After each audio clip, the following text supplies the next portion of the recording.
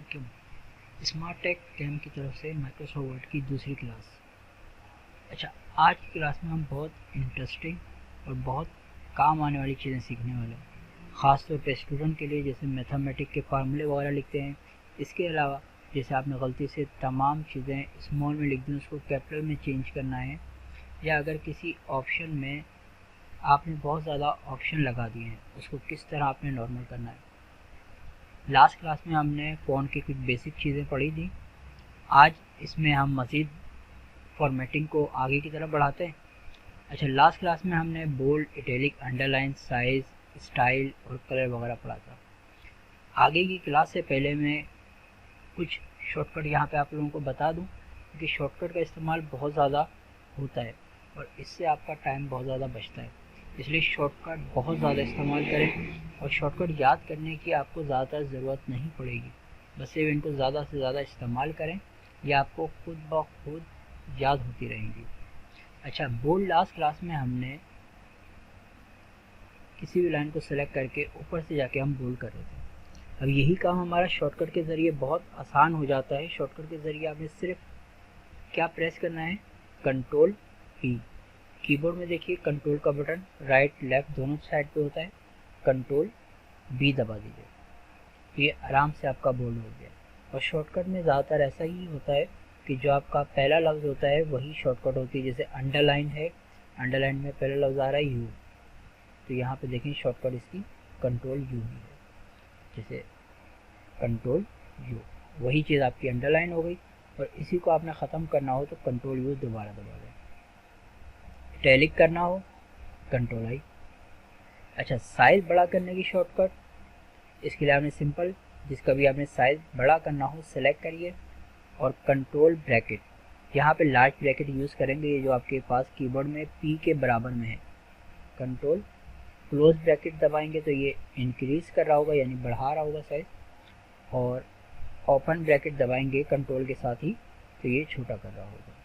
अच्छा, अब आते हैं हम नेक्स्ट क्लास।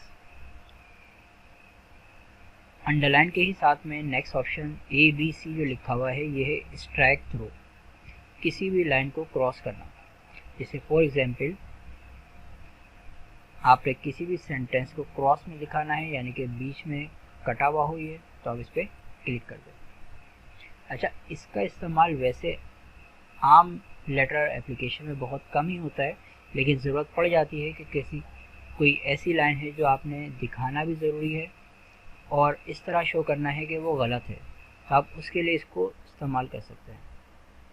अच्छा, अभी ये इसकी एक और एग्जांपल दे दूँ, जैसे कि आजकल इश्तिहारात वगैरह, बिल बोर्ड वगैरह हमारे लगे हुए होते हैं, जैसे पिज़्ज़ा, बर्गर वगैरह का एक ऐड लगा हुआ है। उसमें क्या होता है कि मिसाल के तौर पे उनकी पहले प्राइस थी 1200 रुपये, अब उन्होंने नया पैकेज निकाला है तो उसमें इन्होंने कीमत कर दी है 999 रुपये। अब वो पुरानी जो उनकी प्राइस होती है वो ज़्यादातर उसको क्रॉस कर देते हैं, तो उसके लिए भी ये इस्तेमाल किया जाता है। अच्छा, नेक्स्ट ऑप्शन मैथमेटिक और केमिस्ट्री में बहुत इस्तेमाल में होता है, सुपरस्क्रिप्ट और सबस्क्रिप्ट। एक्स दोनों सिंबल के साथ है, लेकिन एक में टू छोटा सा ऊपर दिया हुआ है, एक में नीचे दिया हुआ है। आप अगर इनकी शक्ल भी देखें तो काफ़ी हद तक इनको देख के ही पता चल जाता है कि ये क्या काम कर रहे हैं। इसकी एग्जाम्पल के लिए मैं यहाँ पे H2O पानी का फार्मूला लिख दिया है मैंने। इसमें भी देखें स्ट्राइक थ्रू लगा हुआ आ गया है, तो पहले तो मैं इसको दोबारा क्लिक करके हटा देता हूँ। अच्छा, यहाँ पे ये H2O लिखा हुआ है, मैं इसको थोड़ा सा जूम कर देता हूँ।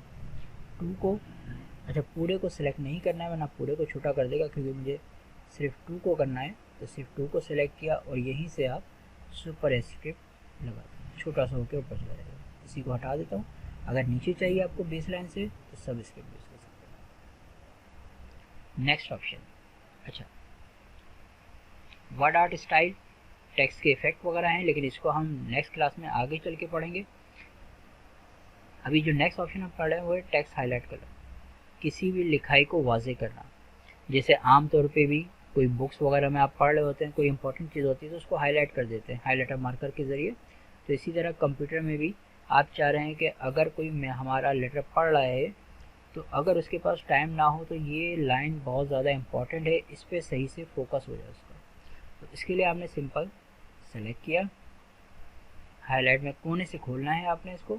यहाँ पे देखेंगे तकरीबन कलर तो वैसे 15 दिए हुए, लेकिन ज़्यादातर ग्रीन या येलो का ही इस्तेमाल होता है। बस सेलेक्ट करें और क्लिक करें, सेलेक्ट किया। अगर आपने वही कलर देना है तो आप डायरेक्ट भी क्लिक कर सकते हैं। इसी तरह इसको रिमूव करना हो, अगेन सेलेक्ट करिए, उसी ऑप्शन में जाइए, text highlight colour, no colour. और यहाँ पे हाईलाइट के बारे में एक ये भी बता दो चलूँ कि अगर जैसे आपने काफ़ी जगह आपने हाईलाइट करना है तो उसका तरीका एक आसान सा ये होता है कि पहले आप किसी भी लफ्ज़ को सेलेक्ट करें और यहाँ से आप कोई भी एक कलर ले लें और नेक्स्ट टाइम इस ऑप्शन पे क्लिक करें तो आपका कर्सर चेंज हो जाएगा। ये हाईलाइटर माउस के साथ देख रहे हैं। अब आप जिसको भी सेलेक्ट करते रहेंगे ये उसको हाईलाइट करता रहेगा, ठीक है। और एस्केप दबा देगा तो ये आपके माउस का जो मुसलसल अभी भी आ रहा है हाईलाइटर ये ख़त्म हो जाएगा। अच्छा, इसको मैं नॉर्मल दोबारा कर देता हूँ, सेलेक्ट करके इसी ऑप्शन में किया और नो। अच्छा, नेक्स्ट, ये लास्ट क्लास में हमने पढ़ चुके हैं, लिखाई का कलर वगैरह चेंज करता है।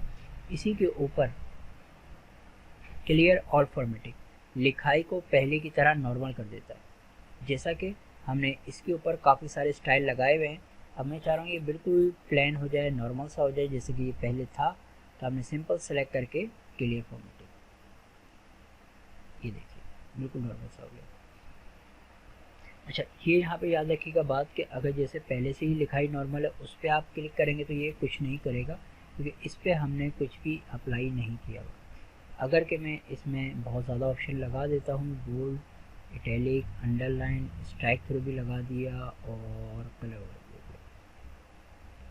अब इतने ज़्यादा ऑप्शन लग गए हैं कि अगर मैं एक एक करके ख़त्म करूँगा तो बहुत ज़्यादा टाइम लग जाएगा, क्योंकि एक एक करके हटाना पड़ेगा। तो इजी तरीका, सेलेक्ट करिए और क्लियर और फॉर्मेटिंग कर दीजिए।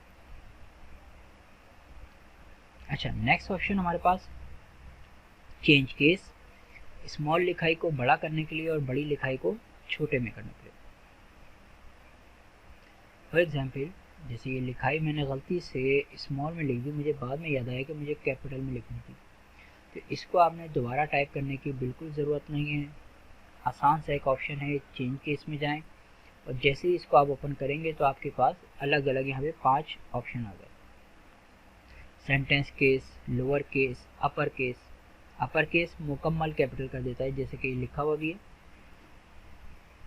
अपर केस में चेंज करने के लिए। लोअर केस स्मॉल राइटिंग के लिए, लोअर केस के ये 2 ऑप्शन है, लोअर केस और sentence case.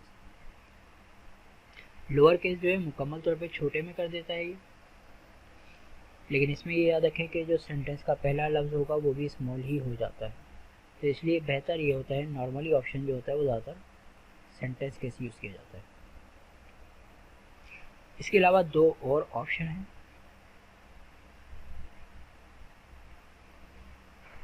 Capital each word, हर एक का पहला अल्फ़ाबेट बड़ा कर देता है, जैसे कि P, Y, इस तरह।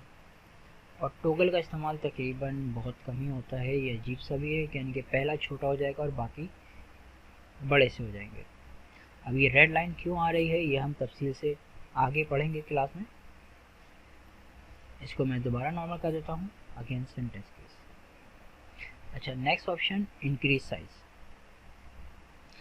अच्छा, ये ऑप्शन सेम, जैसे कि आप साइज़ यहाँ से भी बड़ा कर रहे थे उसी तरह आप यहाँ से भी साइज़ को बड़ा छोटा कर सकते हैं, लेकिन ये इससे छोटा हो जाएगा। अच्छा, साइज़ का ऑप्शन जैसे कि यहाँ पे भी दिया हुआ है, तो इसको देने की क्या वजह थी? इन दोनों में एक फ़र्क है, जैसे कि देख रहे हैं कि इसका मैंने जो साइज़ रखा हुआ है वो है 16 और नॉर्मल जो लिखाई है वो हमारी 11 पे है, जबकि सब्जेक्ट 18 पे लिखा हुआ है। अब तीनों का साइज़ अलग अलग है। अगर मैं इन सब को चाह रहा हूँ कि थोड़ा सा छोटा हो जाए, अब मैं अगर यहाँ से करता हूँ तो ये कन्फ्यूजन रहेगी कि इसको हमने किस पे रखना है। अगर मैं 10 कर देता हूँ तो यहाँ पे मसला ये हो गया कि हमारा टाइटल भी छोटा हो गया है और सब्जेक्ट भी छोटा हो गया है।